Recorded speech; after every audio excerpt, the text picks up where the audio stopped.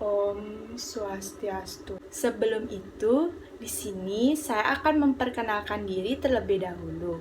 Perkenalkan, nama saya Putu Lan Anggreni, NIM 2013041016.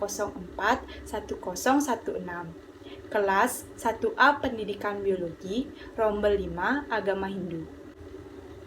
Pada kesempatan ini, saya akan membawakan Dharma Wacana yang berjudul Etika atau Tata Susila dalam Agama Hindu.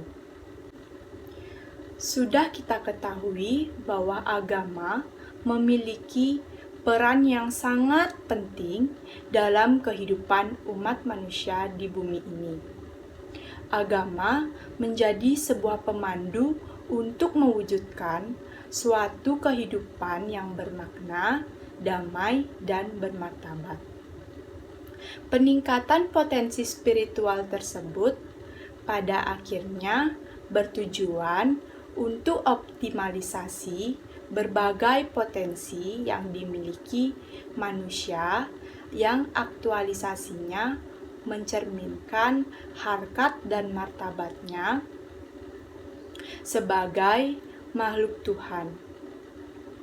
Ajaran agama Hindu dapat dibagi menjadi 3 bagian yang dikenal dengan nama 3 kerangka dasar, di mana bagian yang satu dengan lainnya saling mengisi dan satu kesatuan yang bulat, sehingga dapat dihayati dan diamalkan untuk mencapai tujuan yang disebut dengan moksa. Moksa adalah terbebasnya jiwa atau yang biasa kita sebut dengan Atman dari ikatan duniawi atau samsara, biasanya dikenal dengan kelahiran kembali. Apabila Atman itu sudah bersih karena selalu mentaati petunjuk Sang Yang Widiwasa atau Tuhan Yang Maha Esa, maka Atman itu tidak terikat lagi dengan yang namanya hukum karma. Tidak lagi mengalami punarbawa dan tidak lagi mengalami samsara atau kelahiran kembali. Keadaan inilah yang disebut dengan moksa atau pembebasan. 3 kerangka dasar agama Hindu terdiri dari 3 bagian. Yang pertama tatwa, yang kedua susila, dan yang ketiga upacara. Dalam agama Hindu, etika dinamakan susila. Dalam hal ini, maka etika dalam agama Hindu dikatakan sebagai ilmu yang mempelajari tata nilai tentang baik dan buruknya suatu perbuatan manusia, mengenai apa yang harus dikerjakan dan apa yang harus ditinggalkan. Susila merupakan kerangka dasar agama Hindu yang kedua setelah filsafat atau tatwa. Susila memegang peranan yang sangat penting bagi tata kehidupan manusia sehari-hari. Seseorang akan memperoleh atau mendapatkan simpati dari orang lain apabila dalam pola hidupnya selalu mencerminkan ketegasan sikap yang diwarnai oleh sikap simpatik, yang dimana memegang teguh sendi-sendi kesusilaan. Di dalam filsafat atau tatwa diuraikan bahwa agama Hindu membimbing manusia untuk mencapai kesempurnaan hidup seutuhnya. Oleh sebab itu, ajaran sucinya cenderung kepada pendidikan sila dan budi pekerti yang luhur. Membina umatnya menjadi manusia susila demi tercapainya kebahagiaan lahir dan batin. Kata susila terdiri dari 2 suku kata, su dan sila. Su berarti baik, indah, dan harmonis. Sila berarti perilaku dan tingkah laku. Jadi, Susila adalah tingkah laku manusia yang baik terpancar sebagai cermin objektif dalam mengadakan hubungan dengan lingkungannya. Pengertian susila menurut pandangan agama Hindu adalah tingkah laku hubungan timbal balik yang selaras dan harmonis antara sesama manusia dengan alam semesta atau lingkungan yang berlandaskan atas korban suci atau yatnya, keikhlasan, dan kasih sayang. Pola hubungan tersebut adalah berprinsip pada ajaran Tatwam Asi, yang artinya ia adalah engkau, mengandung makna bahwa hidup segala makhluk itu sama.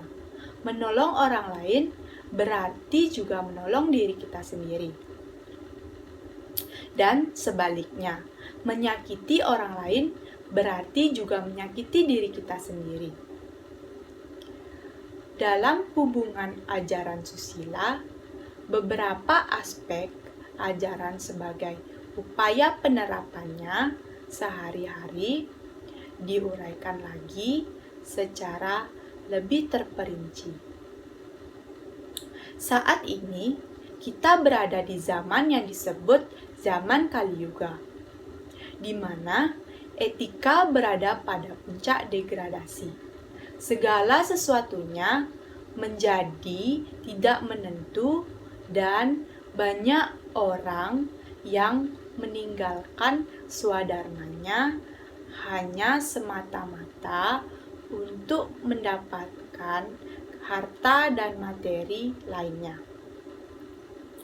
Zaman Kali Yuga adalah zaman di mana keadaan tidak menentu, kacau, atau tidak harmonis, bingung, dan pada saat yang sama, penerapan ajaran agama mendapat porsi yang sangat sedikit. Bila dikaitkan dengan etika siswa pada saat ini, mungkin bisa dibilang sangat miris sekali. Karena ada beberapa perilaku dari siswa, seperti ada sebuah video viral baru-baru ini mengenai pengeroyokan seorang guru. Siswa yang terlihat di sebuah video tampak sedang mengeroyok seorang guru yang sedang mengajar di sebuah kelas. Sangat miris sekali, karena yang kita ketahui, guru merupakan orang tua kedua yang kita miliki di sekolah. Selain itu, di Bali telah dikenal luas di mata dunia sebagai pulau yang menjunjung tinggi budaya, keramahan, dan sopan santun. Nilai kebudayaan di Bali yang sangat menjunjung tinggi sikap persaudaraan, saling menghormati, dan menghargai sangatlah kental. Namun, dalam beberapa tahun terakhir ini, budaya keramahan dan sopan santun di Bali semakin hilang. Hal ini dapat dilihat dari generasi muda atau siswa yang cenderung kehilangan etika atau sopan santun terhadap teman sebaya, bahkan orang yang lebih tua.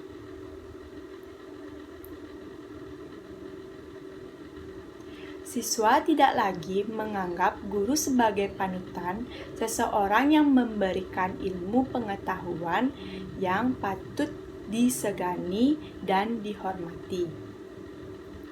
Dengan adanya perkembangan zaman saat ini, banyak anak-anak yang kurang sopan terhadap teman sebaya, bahkan orang yang lebih tua. Siswa tidak lagi menganggap guru sebagai panutan, seseorang yang memberikan ilmu pengetahuan yang patut disegani dan dihormati. Dengan adanya perkembangan zaman saat ini, banyak anak-anak yang kurang sopan terhadap teman sebaya, bahkan orang yang lebih tua. Dalam hal tersebut, maka banyak anak remaja, khususnya siswa, yang lebih dimanja sehingga anak-anak mudah melakukan pelanggaran tata tertib atau pelanggaran yang lainnya. Semakin berkembangnya zaman, etika dan sikap sopan santun semakin berkurang. Maka jati diri sebagai orang Bali kian luntur, bahkan hampir hilang. Ini akan menjadi masalah besar yang timbul dari hal yang sangat sepele. Seharusnya etika dan sopan santun telah diajarkan sejak kecil oleh para orang tua. Namun justru remaja-remaja sekarang hilang akan sikap sopan santun mereka. Penyebab dari rusaknya moral siswa ini dikarenakan perkembangan teknologi yang semakin berkembang, di mana anak-anak sekarang mudah mengakses segala informasi, contohnya seperti menonton YouTube. Tidak hanya YouTube, tetapi juga tayangan yang ada di televisi pun terkadang menayangkan hal yang kurang mendidik. Sehingga anak-anak zaman sekarang mudah sekali meniru perilaku yang buruk tersebut. Sesuatu yang lebih miris lagi, tidak hanya siswa saja yang bisa menggunakan teknologi pada saat ini. Bahkan, anak usia 3 tahun pun sudah mengerti cara mengakses YouTube karena banyak anak yang rewel diberikan handphone oleh orang tuanya supaya dia bisa diam. Disinilah perlu ajaran pendidikan agama Hindu tentang etika atau susila, agar siswa saat ini bisa menyadari dan memperbaiki sikapnya. Sebagai guru bisa mengajarkan ajaran Trikaya Parisuddha. Trikaya Parisuddha merupakan konsep dasar hidup manusia yang berpusat dari pikiran, perkataan, dan perbuatan. Yang mana jika berjalan dengan baik, maka kedamaian akan diperoleh. Di zaman yang serba canggih, perbuatan kita bisa digunakan untuk menolong sesama dengan memberikan solusi atas permasalahan yang dihadapi. Ketika pikiran baik dihubungkan dengan perkataan yang baik akan menghasilkan perbuatan yang baik pula. Sehingga banyak orang-orang yang ingin berteman atau mengajak berteman kita. Pikiran ini kemudian diutarakan dalam sebuah kerja kelompok dengan memberi ide dalam mengerjakan sesuatu. Untuk menciptakan generasi muda yang memiliki sikap yang baik sebagai bekal di masa depan. Jika generasi mudanya baik dan sopan santun, pasti akan membawa negara ini menjadi sebuah negara yang maju di masa depan. Sekian dan wacana yang bisa saya sampaikan. Apabila ada kekurangan dan kesalahan, mohon dimaafkan. Saya akhiri dengan Paramesanti. Om Santi Santi Santi Om.